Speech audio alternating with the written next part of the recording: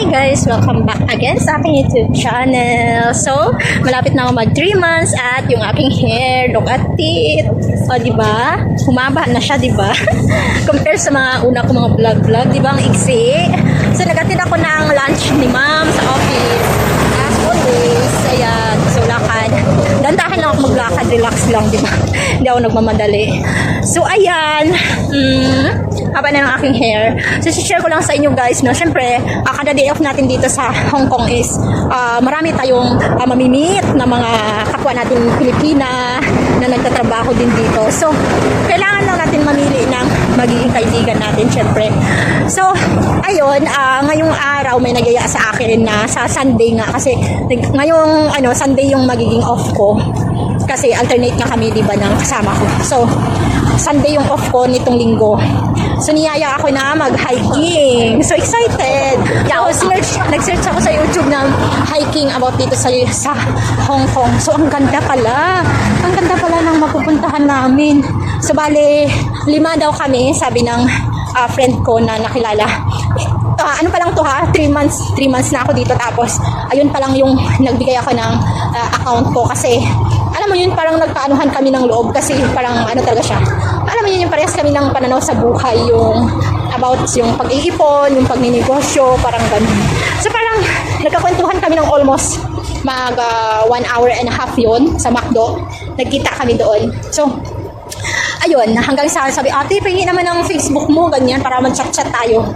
So, ayun, meron kaming communication sa Facebook, sa Messenger. Kaya yan, minessage niya ako about nga sa mag-hiking daw kami ngayong Sunday, sama daw ako.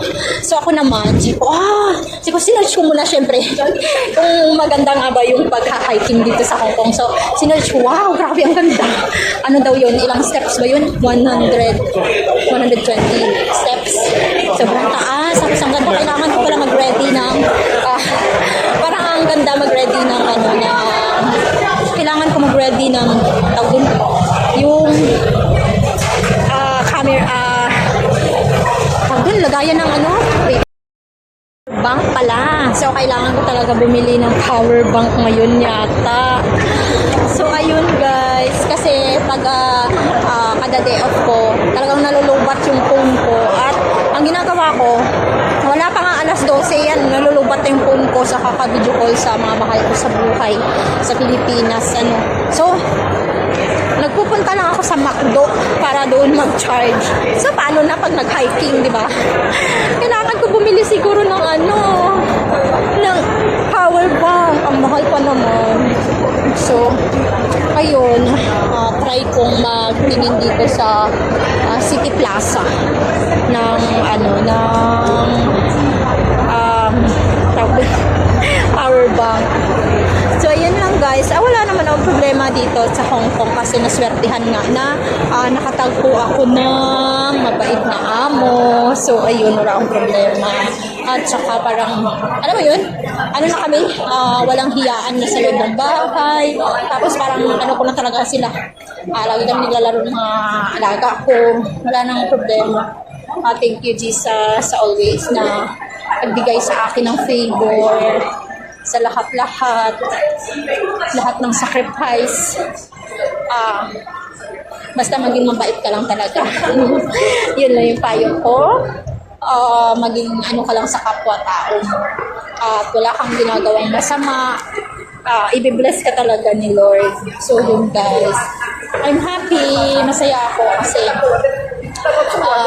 nagtatrabaho ako na komportable, yung hindi ka nasi-stress. So ayun, ngayong araw hindi ako stress talaga kasi magkasundo kami ng kasama ko. Maganda yung mood niya, ang saya namin, nagtatawanan kanina, sabay kaming kumain, sabay kaming nagluto ng aming lunch. So diba, walang problema. Ay, ganyan lang dito eh. Hindi natin alam yung mood niya everyday. So, parang nasa menopausal period na kasi siya. So, ayun, lagi ko na lang siya iniintindi talaga.